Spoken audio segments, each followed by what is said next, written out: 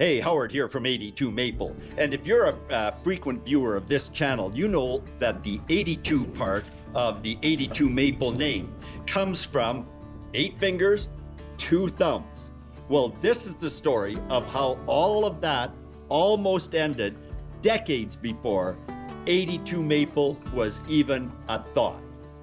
You see, when I was 17 years old, working in the sawmill industry, these 3 fingers were broken when somebody noticing my production line was halted, came over and thought that they'd be very helpful and restart the line.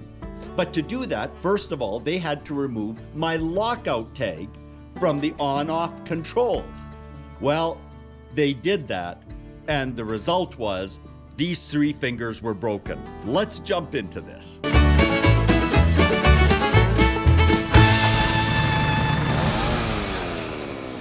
John from the Bradleys on Catbird Hill was the first to make a comment on the post that I had done a few weeks back on my time in the lumber industry. And he commented something along the lines of, you know what, I bet that there were a lot of stories about accidents and near accidents from your time in the lumber industry. John, you got it. Absolutely the truth. And I'm going to share 3 occurrences, somewhat sad occurrences, that happened during my 5 years working on a production line in a major British Columbia sawmill. I'll start by saying that the number one takeaway for me from my time in the industry was how the learnings from that time contributed to me having a better and hopefully safer life from that point onward. You know, back in those days, so this would be going back to the early 70s, there wasn't the same regard for safety that there is today. And so the types of incidents that I mentioned were in fact fairly frequent across the industry, sadly. But those incidents definitely did instill the importance of thinking ahead, thinking of consequences, and having a plan B and a plan C exit strategy or avoidance strategy. You know, I don't think that anybody that worked in the industry for a period of 5 years like I did didn't have a number of near misses, if not outright accidents. Again, 3 incidents come to mind. And the first one was about the literally explosive power of sawdust. 2 workmates had to be airlifted for an hour-long plane ride to an emergency ward in Vancouver when they were cleaning out a plugged-up sawdust hopper and attempting to unjam it when an unprotected light bulb was bumped, and that literally created a fireball. Yes, the sprinkler heads were there and they went off, but you know what? The damage was already done. Fortunately, both individuals survived, although at least one of the 2 was in critical condition for weeks, not just days. The second incident was really a great lesson for me in thinking beyond the obvious. A coworker on my shift was literally folded up like a jackknife with significant and lasting damage to his legs and back after a lumber elevator on a stacker jammed up. He took what he believed to be all the right steps.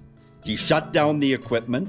He locked the equipment out so nobody could restart it, and went to proceed to unjam the equipment, not realizing that just because the power was shut off did not mean that the built-up torque behind the jam when it happened could be released.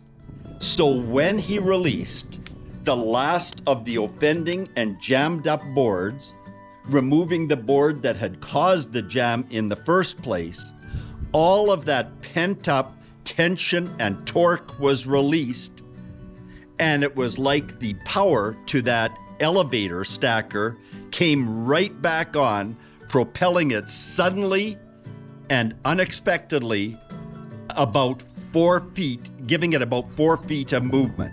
He was actually very fortunate to escape with his life. Again, the importance of thinking beyond the obvious.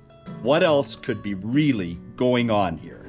The last of my experiences was where I started this episode, and it involved a lockout tag. If you're not familiar with a lockout tag, this was my dad's from his time in the industry. And so what took place was that a co-worker, again, noticing my production line was down, thinking to be helpful and keep production rolling along, came along, didn't see me, removed the lockout tag, thinking he'd start the production line and keep things moving here in my absence. Well, little did he know, the piece of equipment that I was operating was a tilt hoist, which was used for breaking down stacks of lumber and putting them on an infeed deck prior to planing, and thus transforming a rough piece of lumber that had just come out of the dry kiln into a planed piece of lumber that could be headed for the building supply. Well, it seemed that it happened about once a shift, perhaps not that often, but often enough that I became familiar with the process. The issue being that the drive motor which was poorly aligned with the shaft that it was driving, would lose its chain. The alignment between the two sprockets was poor. And so every so often, for exact reasons unknown, that chain would be thrown off the sprocket. I was fairly familiar with the process for putting it back on. I had figured out a way that I could put it back on myself. So I would shut off the controls, throw my lockout tag onto the switch so that there would be a warning for anybody coming along, and I would disappear out of sight for a couple of minutes, put the sprocket back on, and get things moving again. But when my coworker took the lockout tag off and started the equipment, it could not have been at a worse moment. I had the job 95% done with my hands in the worst possible position, and these 3 fingers did a 270-degree loop between the chain and the sprocket, creating an opportunity to visit the first aid room and enjoy a ride to the hospital, where they reset the fingers, taped them up, and the results were pretty good. In fact, they were more cracked than actually broken. I think it was only one of them that was actually broken. The others were cracked. That whole little process took 2.5 hours or so, and I returned and finished out the shift. Well, while that moment had its learnings, the real learnings came from my dad later that evening. So I went home and kind of had this tale of woe to take to my father, who had been around the sawmill industry for a couple of decades by that point. And I shared my tale of woe and kind of expecting some sympathy, along with an attaboy for going back and finishing out the shift before the end of the day. My dad was, I have to tell you, the ultimate father, mentor, and was just great at providing leadership.